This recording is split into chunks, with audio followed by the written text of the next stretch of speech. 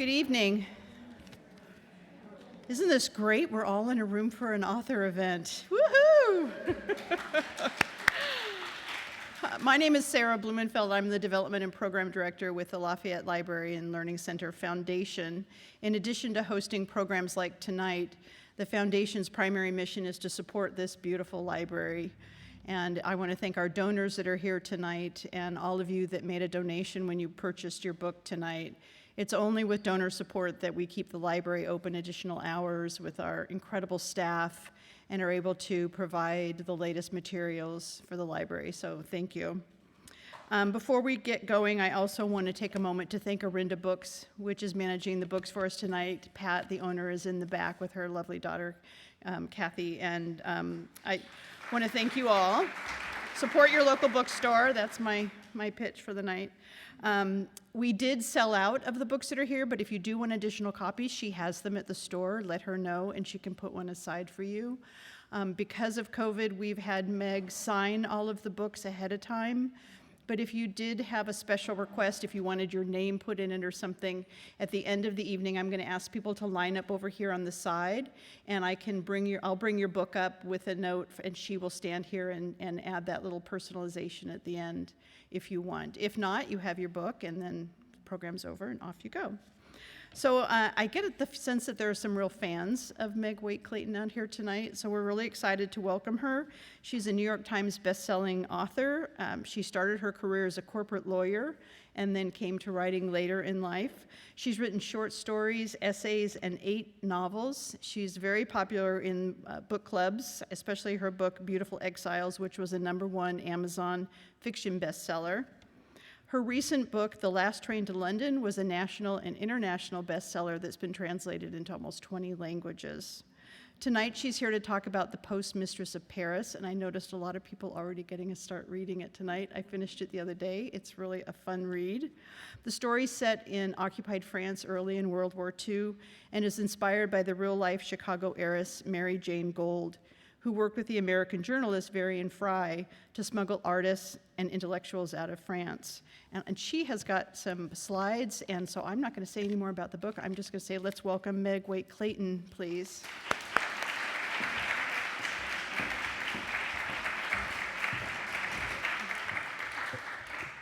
Wow, this is different. Is it just me, or do we all need to be adjusting our Zoom lighting? I am really just delighted to be here, so thank you for having me. Sarah's asked me to do this without a mask, so I will do that, but if it makes any one person uncomfortable, I brought a mask with me, and I'm happy to put it on, and I will put it on in the event afterwards. So if anybody wants me to put it on, raise your hand now, and I will do so. I've already tested the mic to make sure. Oh, you guys aren't going to rescue me. Okay.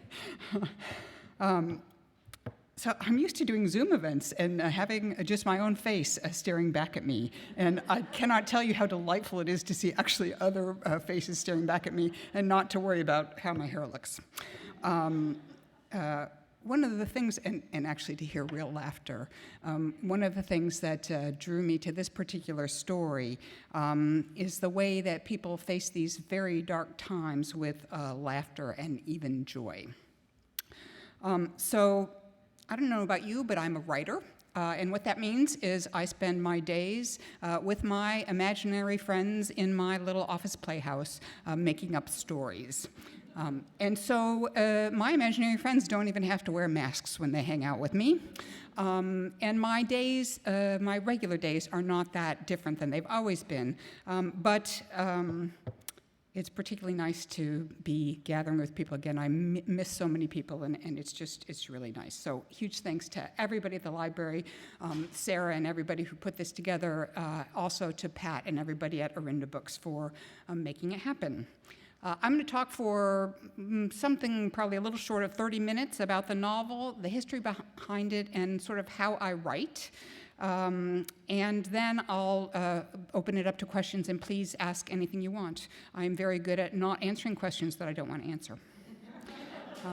So when I first proposed the idea for the Postmistress of Paris, which is basically a Chicago heiress converts an old chateau into a safe haven for artists and writers, refugees trying to escape Vichy France, My literary agent said, with a piano player, we'd have a female-driven Casablanca. Post-Mistress of Paris is inspired in part by, as Sarah said, a real Chicago heiress named Mary Jane Gold. She moved to Paris when she was very young, in her late teens, to go to first to Italy for finishing school, and then to Paris to study at the Sorbonne. And she was still there 10 years later when Hitler invaded. While most expats fled, she decided to stay and try to help smuggle people out, prominent artists and writers. She rented this ramshackle villa, and she housed refugees there and hosted salons at which they literally hung art in the trees. That heiress's name is Mary Jane Gold, and she is one part of the inspiration for the Post-Mistress of Paris, which is a love story, a tale of high-stakes danger, and all about this young heiress, codename the Postmistress, in case you wonder about that title, and a refugee photographer who's hunted by the Nazis. It's heavily fact-based fiction, drawing on France's internment of famous refugees, Varian Fry's real effort to help them escape, and Mary Jane Gold's part in that. But it is also, and perhaps even primarily, sort of the scrapings of my own heart, trying to understand what it means to leave, to stand literally at the top of a mountain and look back on the only world you've ever known, the only people you've ever loved, and turn back again and leave. So before I just dive into the story and the story behind it, I'm going to start with about 2 minutes and 3 slides about how I started writing. And so perhaps I should warn you that what you are about to see may disturb some of you. That's me at the Sierra Madre Library in Southern California, circa 1970. I'm 11, already in my second year of braces, and just about to go on that most dreaded of trips for a girl not yet in the 6th grade, to buy my first brassiere. We'd moved to Los Angeles for 6 months to a neighborhood without other children, so I was left to the mercy of my 4 brothers and the company of books. What I did most mornings was ride my bike down to the library where they were having a summer reading contest, and all you had to do to win was read the most books. So I, of course, being very type A and wanting to win, chose short books. Then the librarians began putting books like A Wrinkle in Time and To Kill a Mockingbird in my hands. And in reading those longer books, I began to imagine myself becoming a writer. So fast forward 2 years. I'm in the 8th grade. I'm back in Chicago, and I'm asked to stay after school by this charming woman, Mrs. Thompson, who was my English teacher. I was a good student, but not always a well-behaved one. And there is some substantial possibility that I was chatting with my friend Colleen Gibbons during the spelling test that day. I was quite sure I was in for a scolding, but it turned out what Mrs. Thompson wanted to talk to me about was a poem I'd written, which she wanted to encourage me to submit for publication. So I submitted it to the only magazine that I knew published poetry, which was 17 magazine. Yeah, so they rejected it. It turns out 17 publishes poetry by Pulitzer Prize-winning poets, and not generally poetry written in purple ink on lined paper by 14-year-old girls. It was 20 years before I ever submitted anything again, and that's a whole nother story involving late-night drinks, one amazingly supportive guy, and a change of career. But in case you don't think that that early support meant the world to me, you should note that I still have this poem I wrote nearly half a century ago with my teacher's marks still on it. So thank you, librarians and teachers, any of you in the crowd who've done either, for the way you inspire us. Don't ever think that you don't. Okay, so again, premise of the Post-Mistress of Paris. A Chicago heiress converts a French chateau into a safe haven for artists and writers she helps smuggle out of Vichy, France. Both the real heiress, Mary Jane Gold, who is that woman in the back there, and my fictional one, who I call Nene, are actually from Evanston. Anybody here from the Chicago area? Yeah. Me too. Oh, so Evanston is a town north of Chicago, near where I spent most of my growing up years, although the houses I lived in were pretty dodgy compared to the mansion that Mary Jane Gold grew up in. And her Michigan summer home was a mansion, and my summer home was a tent when I was lucky. Like Gold, my Nene moves to Paris when she's not 20 and is still living there a decade later when Hitler invades. She joins the efforts of fellow American Varian Fry, who came to France with a secret list of notable artists and intellectuals he could get out of France, if only he could find them and get them out of the hands of the Nazis. We're talking about artists like Picasso and Matisse and Chagall, writers like Hannah Arendt, Nobel laureates and other great thinkers, some of whom it would turn out did not want to be rescued. They did not want to leave France. Many of those on Varian Fry's list had been put in internment camps by the French even before Hitler invaded. Like Germany, France interned Jewish refugees even before the country fell to Hitler. They were considered enemy aliens, perhaps even spies for Hitler, never mind that they were Jewish and had to flee their homes for safety in France. This camp right here, Camp de Mille, was an old brick factory before it was converted into an internment camp, and a lot of artists and intellectuals ended up there because of its location in Provence, where many of them had settled. There's a little town in the south of France, and my French is terrible, so there's probably a better way to pronounce this town, but it's called Sanary-sur-Mer, and it was jokingly referred to at the time as the capital of German literature.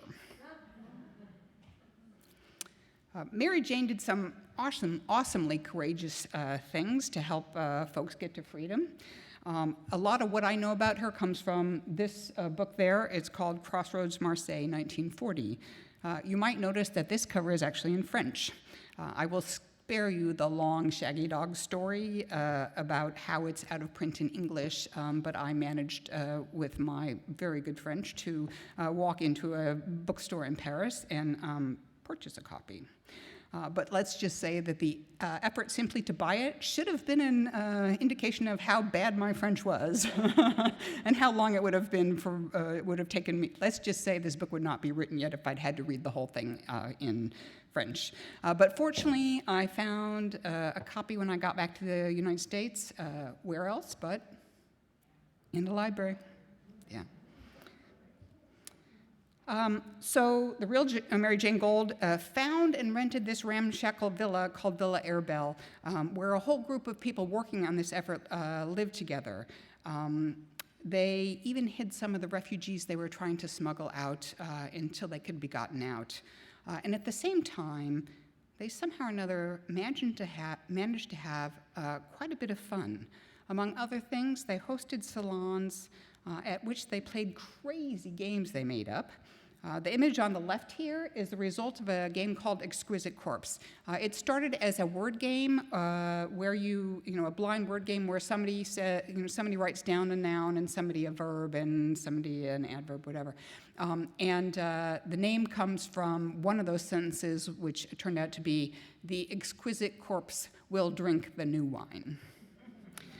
It became a drawing game, and this image you see on the left is a result of the drawing game. They would take a piece of paper and fold it into three. Somebody would draw a head and just bring two little lines over the edge, and then the next person would blindly draw a body, and then the next person would blindly draw legs or like here, a tail. And so you ended up with some pretty bizarre creatures.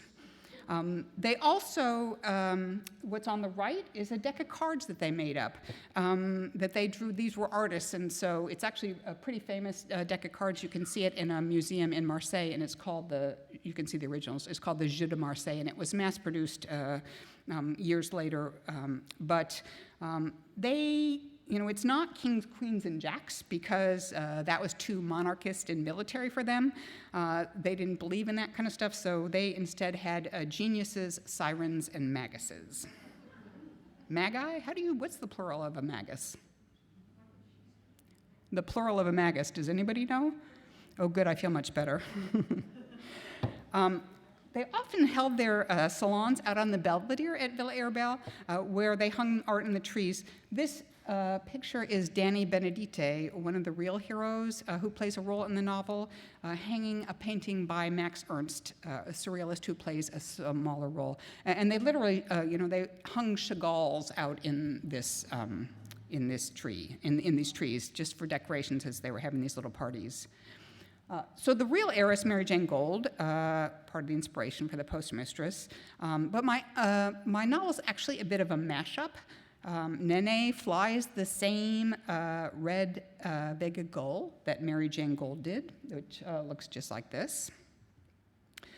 She has an adorable dog named Dagobert, as does my Nene.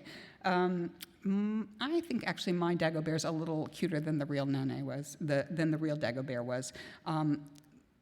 So my Dagobert has this funny habit in the book of barking like mad any time anybody says the name Hitler. And I'll tell you that Dagobert's the first major dog character I've ever written. And I did channel our dog Frodo, who passed away several years ago, in writing him.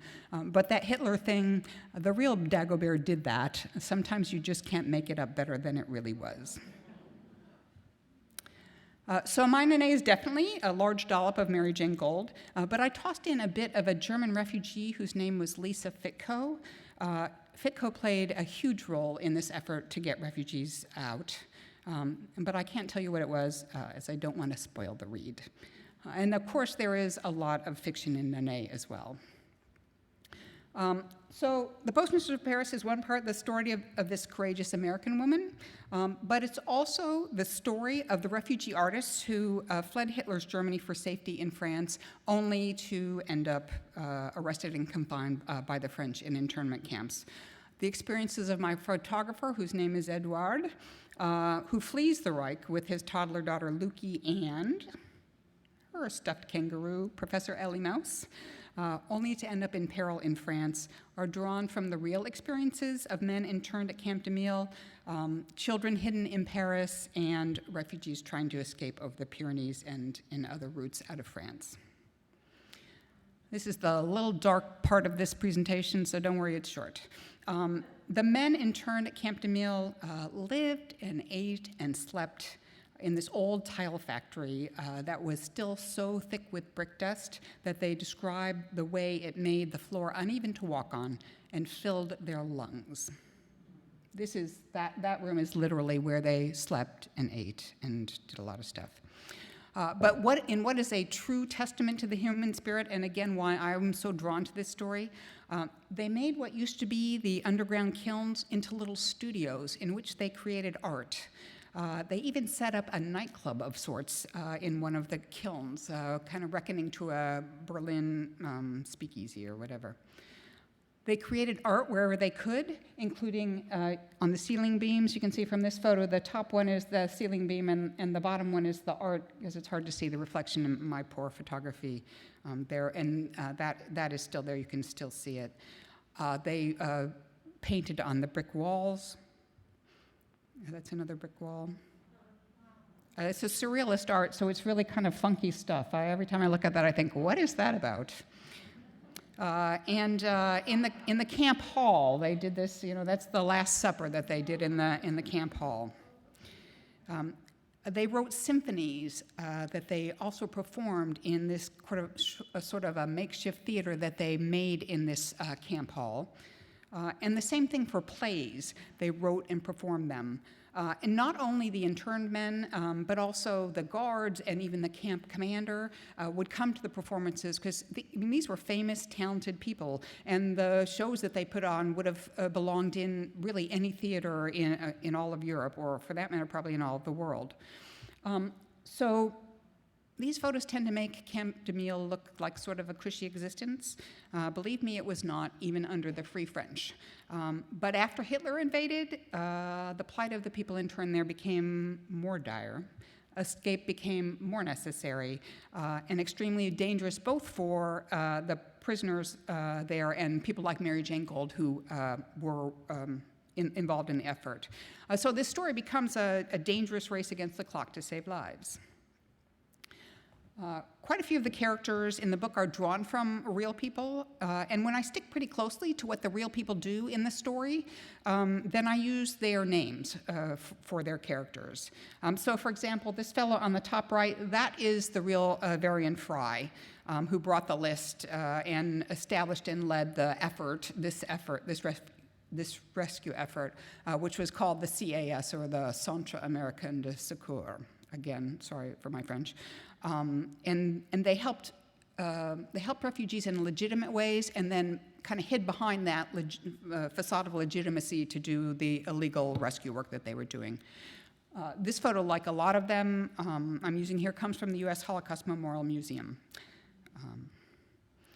This fellow here is a guy named Bill Fryer, and he was a Viennese political cartoonist, and he was their forger. He could reproduce the official commissaire de police stamp and the official signature like nobody else, just with a brush or a pen. Unfortunately, he was caught forging documents and was deported to Poland, imprisoned first at Auschwitz and later at Buchenwald and Theresienstadt. He did survive, but I hope that gives you a sense of how very dangerous what these people were doing was. This guy is one of my favorite characters in the book. His name is Gussy Rosenberg.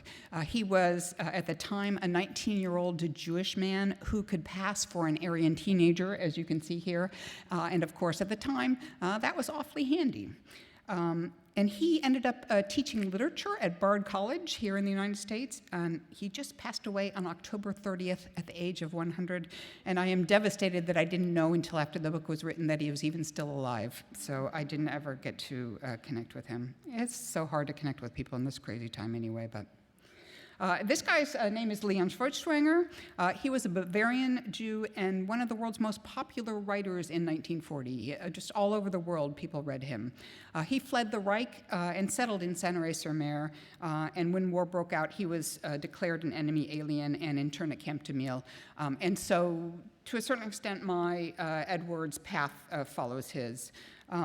This photo is from a display at Camp de Miel, which has been preserved as a museum. It's just outside of Aix-en-Provence, and if you ever are there, it is well worth a visit. It's really fascinating. It is not as dark as, like if you go to Auschwitz or, someplace like that. It's just not as dark, I think partly because the art is still there. You can still see it, and you get this sense of people surviving in such an incredible way. It's quite inspiring. It makes me feel like, surviving COVID's like, stop complaining to myself. So in this guy, this is the last guy I'll show you, is André Braton. He was one of the writers that the effort rescued. He was actually French and a Gentile, but his writings were banned and he was wanted by the Nazis.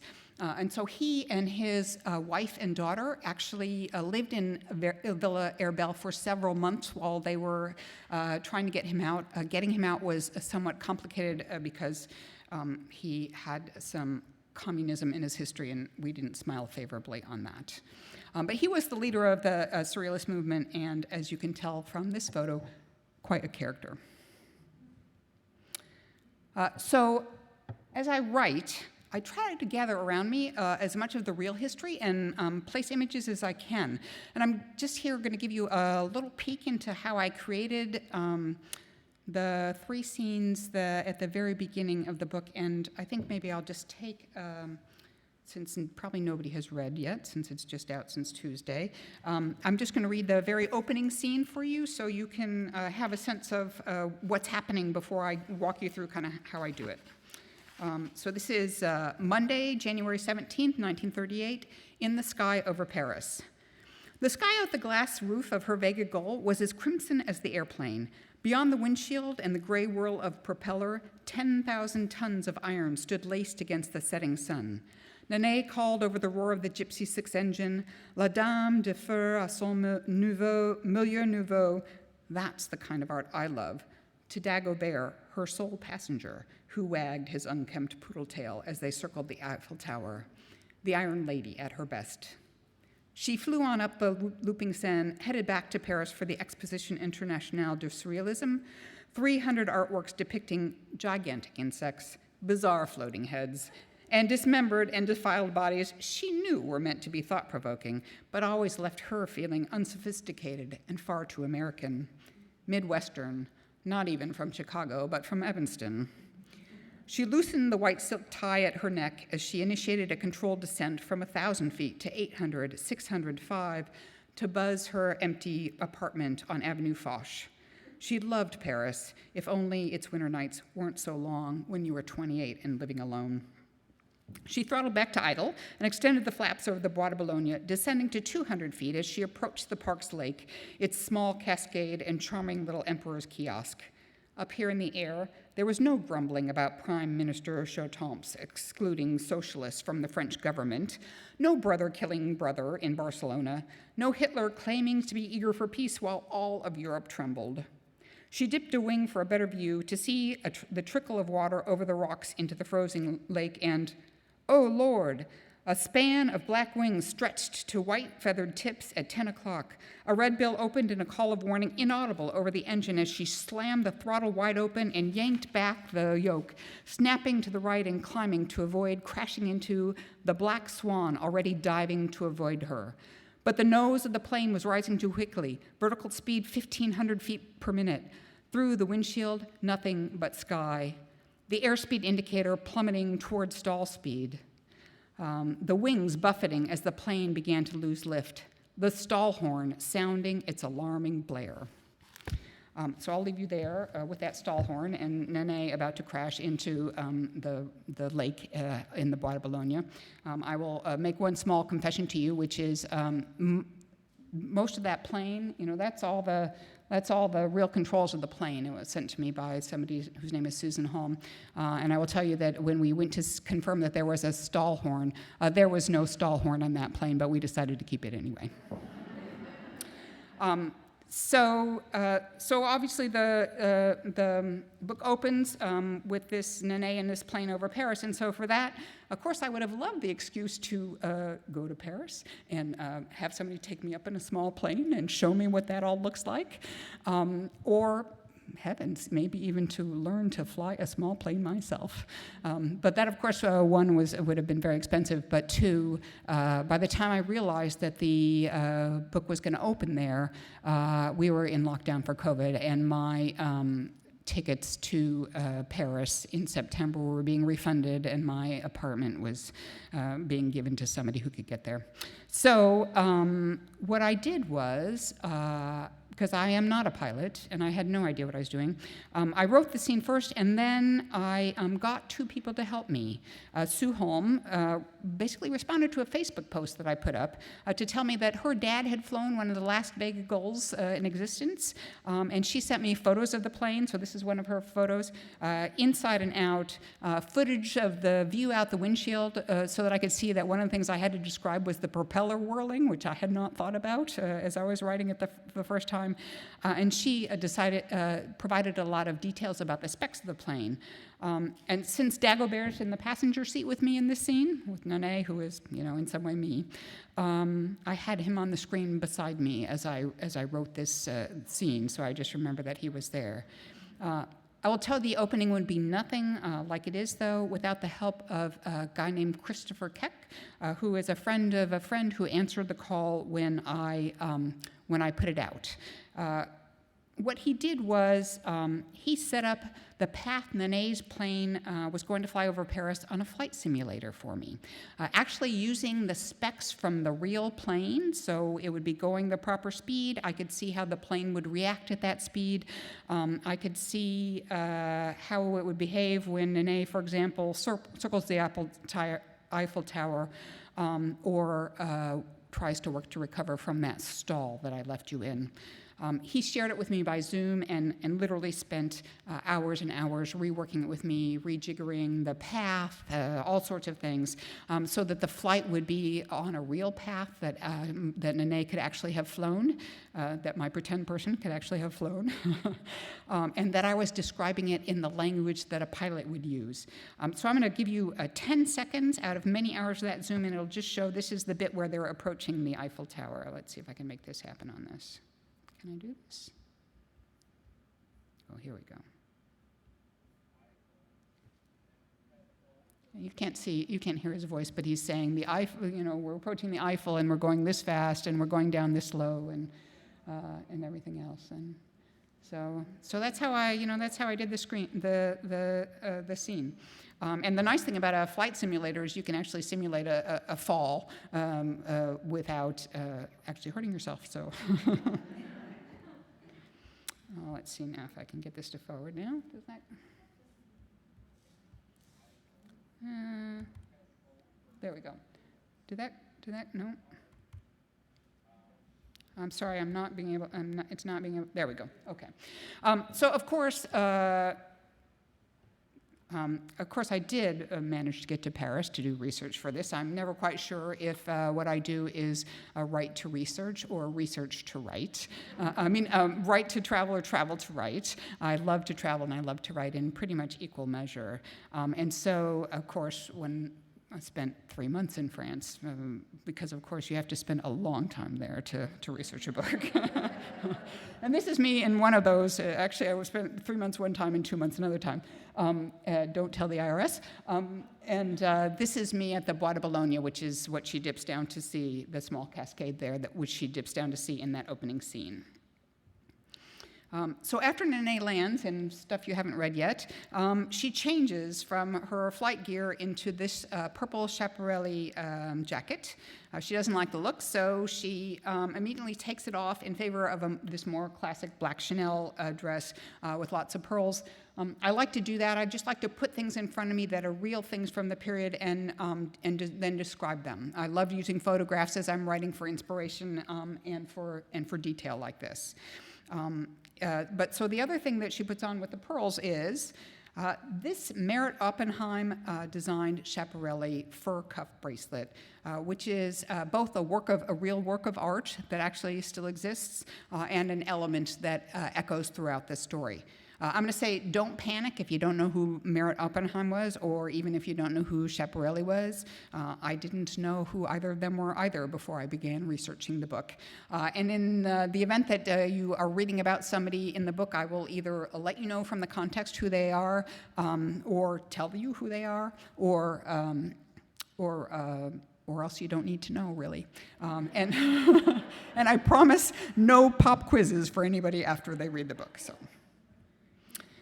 So then Nene rushes off in the kind of the third scene of this opening chapter. She rushes off to the opening of a surrealist exhibition that really did open in Paris on the day that I have it open.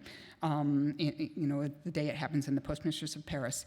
And so for writing that, I found the flyer for it, which you can see on the upper left there, so that I have all the details, when it was and who was organizing and all that kind of thing. And then I gathered photos of the real exhibit around me so that I could describe it. So, for example, when she arrives, that's the courtyard where the car is. Rest assured that is not a car anybody arrived in. That is a work of art. It's by Salvador Dali. It's called Rainy Taxi, or alternatively, Mannequin Rotting in a Taxi Cab. And what is in the back seat there, I probably should have put a photo up of it, but I don't think I have a good one, is a female mannequin who is sopping wet and covered with live snails. Seriously. Yeah. And then I found a lot of other images of what the exhibit inside looked like, so that I could, and I'll tell you that, like that Rainy Taxi, that started out as 2 pages and ended up as 1 sentence. And there's a lot of research that gets scrapped, but it helps me. So I found images of the exhibit itself, including this one, which don't tell the docent. Those real paintings that are hanging there, I quietly picked them up and put them aside, and I took my Edward, my fictional photographer, I took his photographs and hung them up right on that little thing there. So when you're reading that scene, you can know that that's what it really looked like. At the exhibit, Nene first encounters Edward, so then I began to gather all the information about the kind of cameras and photo gear that he would have used, along with images that show me what kind of funky things these surrealists did with art. And so since he was a photographer, this bottom right-hand picture is a picture of a real picture of a real woman on the right, although she looks pretty perfect, so I don't really think she's a real woman, but... and then solarized. It was a technique they used to develop film where they literally turn on a light very briefly during the development, and it makes this kind of reversal of tones that looks very surreal, literally.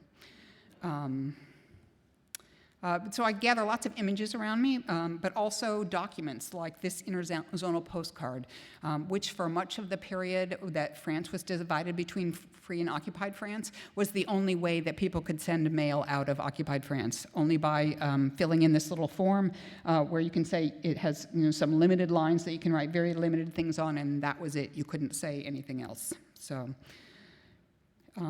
later in the novel, this real cable is sent from the State Department to Varian Fry, and what it says basically is the U.S. government wants him to stop doing what he's doing, stop annoying Hitler and the Vichy government, which they're trying to remain friendly with. This is all, this whole adventure happens before the U.S. enters the war, and come home. This was about a month after he had arrived in France, and I'm sorry to say that he did not listen to them. He stayed for nearly another year. So I'd read about this cable, and I didn't actually need to see it. I knew what it said. But there's something about actually having the things, in my hand, seeing them visually, whatever, that makes it more real for you. And so, many of the things I use, they are only a moment in the book, or they don't end up in the book at all. But they put me in the world, and that I hope by putting me in the world, it allows me to help put you in the world that I'm writing about. So the novel is titled The Postmistress of Paris, and I do hope you'll enjoy that first little circle around the Eiffel Tower and all the scenes in Paris and Paris fashion and Paris art and all that kind of stuff. Including the inside of one very swanky Paris flat, which is actually where the real Mary Jane Gould's Paris apartment was. But it could just as easily have been titled The Postmistress of Provence. That's where Camp de Mille is. That's where Villa Herbel was. And that's where I was. This is me wandering in the Panir district, which is, despite the graffiti that you see there, far nicer now than it was in 1940 when Jewish refugees hid in its brothels and underground caverns, and where my Nene risks her life and her safety, obviously, to help them. The novel might even be called The Postmistress of Chenonceau. As I said, I like to travel, and I really wanted to see this particular chateau. So it was part of my research trip. I wasn't sure that I would use it in. I actually had in mind another novel that I might write, set almost entirely here. It's a gorgeous Loire Valley chateau, literally spanning the River Cher, which was the dividing line between the occupied and free France, free as it was, during the first part of the occupation. And as you can see from this, top photo how it bridges the river, and then that inside is literally that gallery that you're seeing. And the doors at the end are, in some sense, the doors to freedom. It wasn't quite that easy because the Germans, it was a line and it wasn't a line, and people were, followed what they followed or didn't. And so it didn't mean that you were safe once you got on the other side. And of course, Free France wasn't so free, but it was much freer than occupied France. But Casablanca, was my agent right? Yes, piano playing is involved, as it turns out. Varian Fry actually played the piano at Villa Arabelle, so that was a nice little find. As are Nazis, cocktails, transit papers, and even lovers who first meet in Paris. How many of you have seen Casablanca? Oh, there you go, okay. Well, so there's also, I'm just going to refer you to, there's a beautiful full-page review in Sunday's San Francisco Chronicle that calls the novel, I kid you not, the film Casablanca if Rick had an artsy bent. So that is kind of nice. But I'll tell you that when my agent called me after I'd actually written this novel, she was responding to Casablanca based on a conversation we had. So after I'd written it and she'd actually read it, she didn't mention Casablanca. She instead shared a story I'd never heard in our 20 years of friendship about how her husband, who grew up in communist Romania, learned English by memorizing a tape of Arthur Miller's The Incident at Vichy. And he had to keep it secret so nobody would know that he meant to escape, which he eventually did. And what she said was that in capturing the loss of home that leaving Europe in 1940 meant, it captured her husband's loss of his home decades later, and that of today's refugees. I've left so many homes in my life. We moved around so much as I was a child. And I've never left my own country even, and still it was never easy. We so often judge refugees, asking what have they done to deserve to live here, without considering the impossible decision that they made to leave their homes. And even the most dangerous of homes, it's very hard to leave. So I hope you'll enjoy the Postmistress of Paris as the adventure story that it is, and the love story, and a story about people managing to have great fun and joy even in impossible times. But I also hope the novel will help us all understand what it means to leave a life behind, what it meant then and what it will always mean. And I hope it'll do the real people justice. There's some truly extraordinary heroes in this story, and that my characters will inspire you all to learn more about them.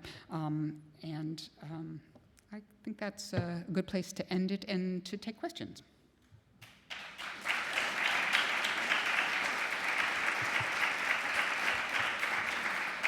And while you're thinking of a question, I'm going to give a quick shout out to Roger and Pat, who are here, who fed me before this lovely evening, and I'm very grateful for that. And we're going to put me up tonight, but I decided to drive home. So. Yeah, go ahead. I'll stand up, maybe that'll help a little bit. I'm just curious, because you were talking about how the U.S. government had sent him a letter saying, come home. Who funded, trying to get the people out? How did that come together as far as, was it governments that tried to do that? Was it just wealthy patrons that did that? Or who Yeah. So the question is, who funded this effort? And the answer is, Varian Fry came over with his list of about 100 people, I think it was, $3,000, which in today's dollars is probably about $60,000, and the expectation that he would have everybody headed to the United States in 2 weeks. As you can imagine, that did not happen. He quickly ran afoul of the U.S. government, and that funding was not really forthcoming. It was private funds raised to start with. And so that's part of the way that Mary Jane Gold comes into this story, because she was this very wealthy American heiress, and she happened to have $5,000 that she'd set aside to do something else, to help some people get out on a boat that then they couldn't get the boat. And so she started by giving that $5,000, about $100,000 now in today's dollars, to Varian for his effort. And she became involved and worked with him and served as a courier for him and did a lot of things for him. But one of the big things that she brought to the table was money. Later on, they devised a scheme because she couldn't bring, her money was mostly in the United States, right? And so she couldn't just bring over $10,000 without somebody asking, what was being done with it. So they developed this scheme where the people who were leaving France would give the CAS their money, give Varian their money. Varian would put it in the coffers for their effort, and when they got to the United States, Mary Jane would draw on her own account from the United States and give that money to the refugees. So no money actually ever crossed the country lines, but nonetheless they raised a lot of money that way. So, but a lot of the money, if you read Mary Jane Gould's obituary in the New York Times, and it says a lot about her that she was a woman who got an obituary back in those days. She died in '97. I don't know if you guys know, the New York Times is now doing, basically obituaries of women they should have done obituaries for in the past that they didn't. But it says Peggy Guggenheim, who is obviously enormously wealthy herself, describes the money that Mary Jane Gould gave to this effort as, quote, vast sums. So nobody knows exactly how much money she gave because it was done in different ways, but it was quite a bit of money, and I think most of the funding came from Mary Jane. Yeah.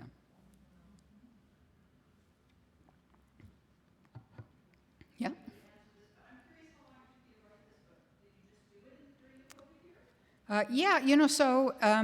So I started researching it quite a while ago while I was writing The Last Train to London.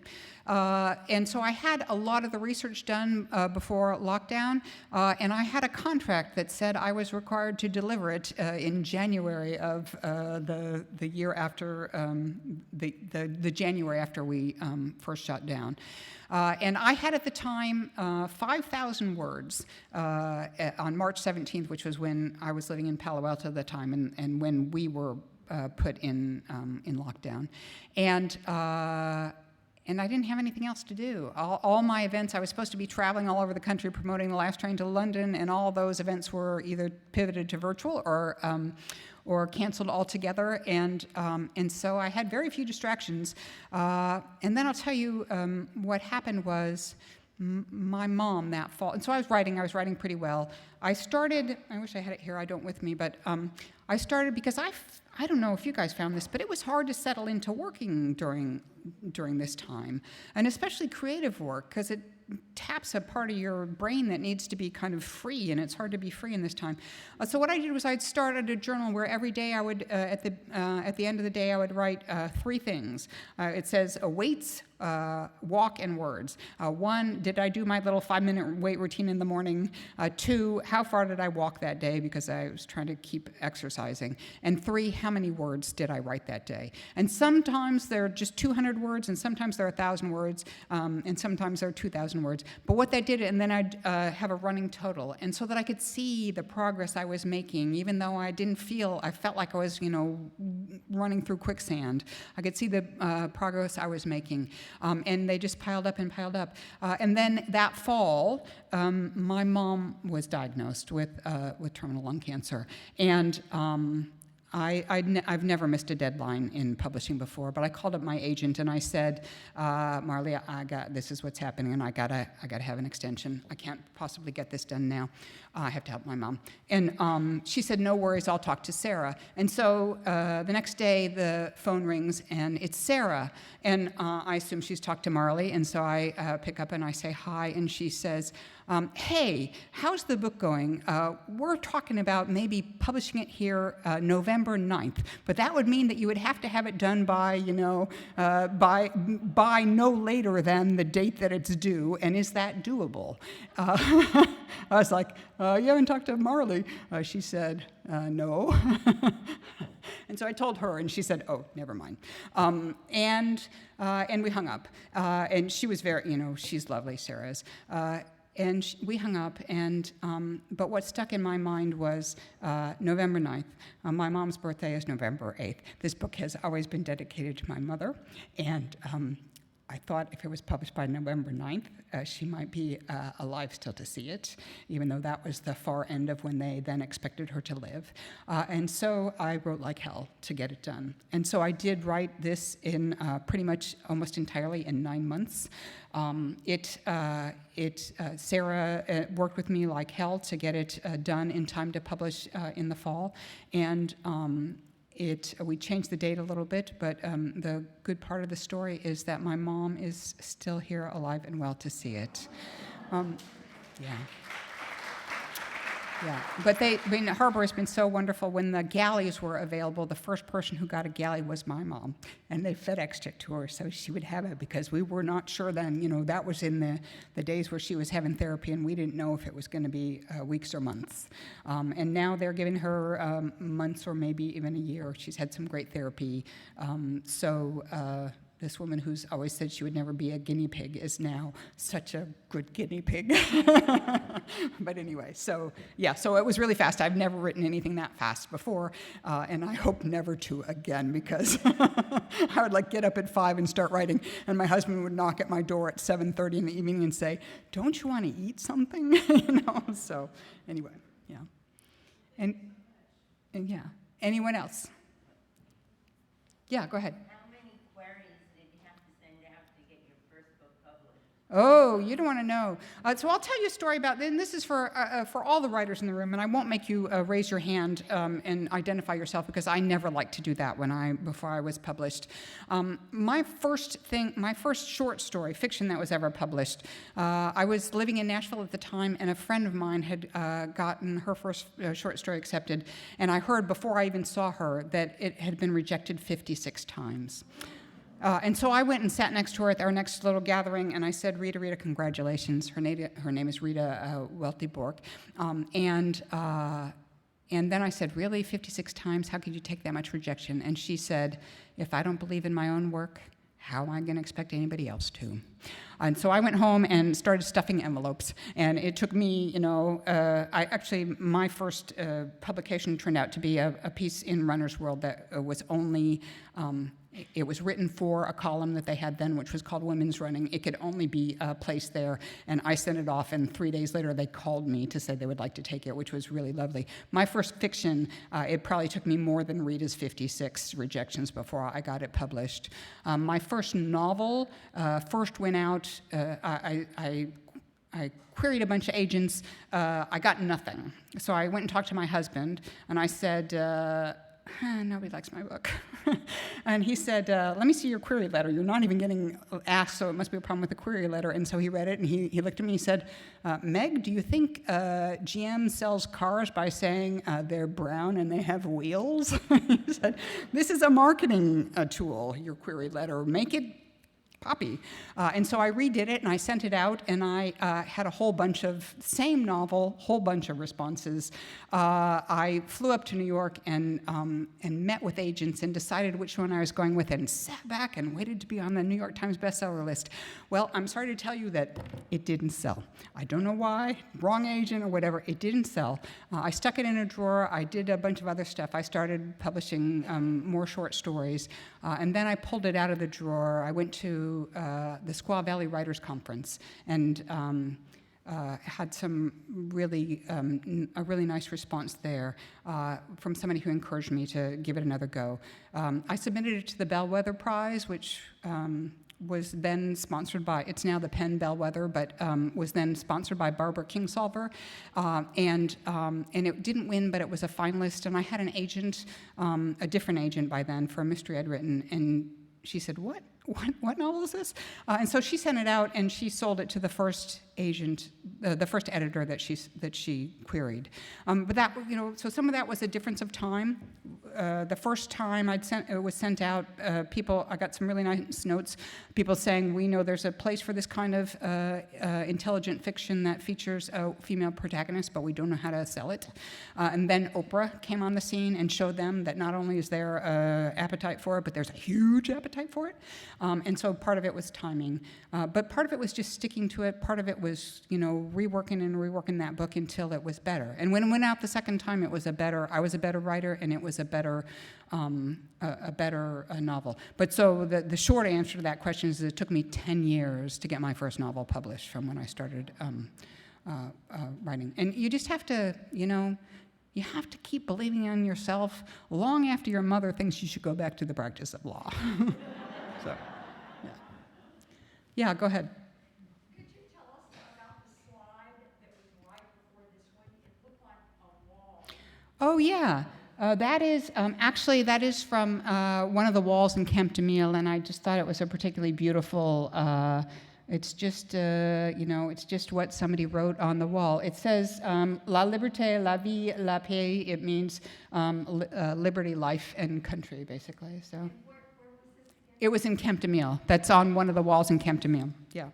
Thank you. Yeah, sure. Roger. So, you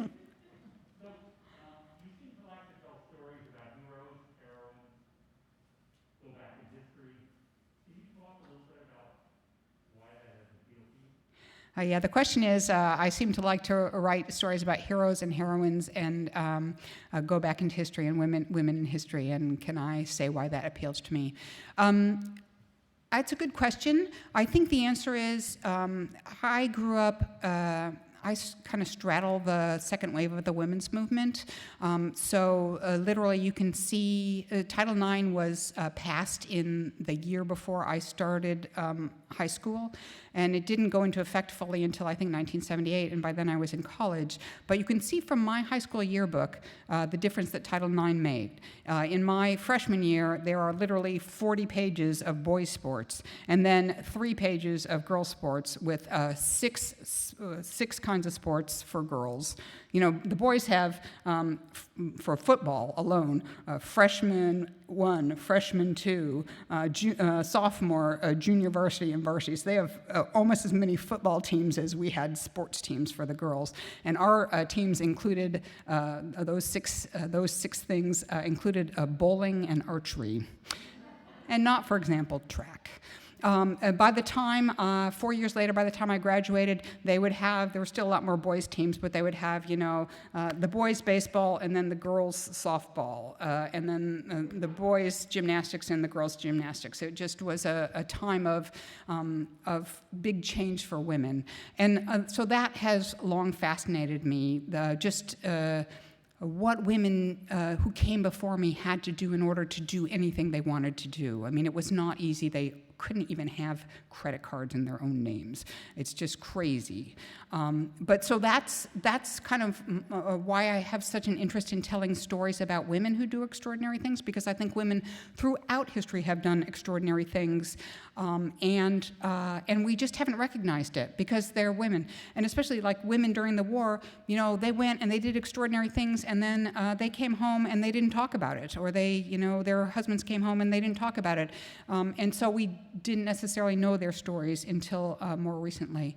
And then kind of for the war part, I'll tell you that I have long had a fascination with World War II, and I think it has its roots in my Uncle Jim, my father's big brother, was in the war, and he came back, by all accounts, shattered, and never spoke about the war. I asked my dad at one point in time, because my dad went to law school with him. They lived together for a number of years, and my Uncle Jim literally found my mother for my dad. That's how close they were.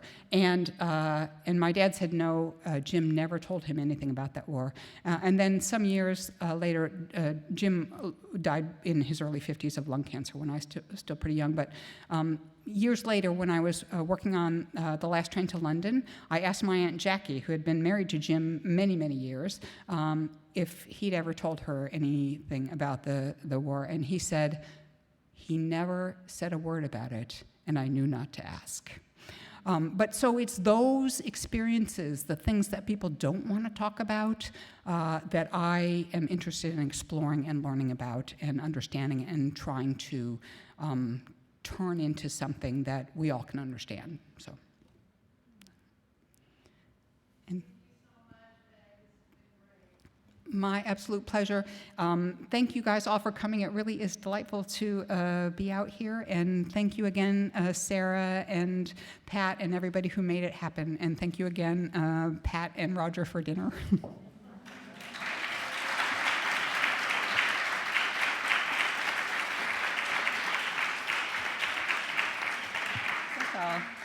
I'll leave that up there. If anybody wants personalized books, I guess I'm gonna put my mask back on and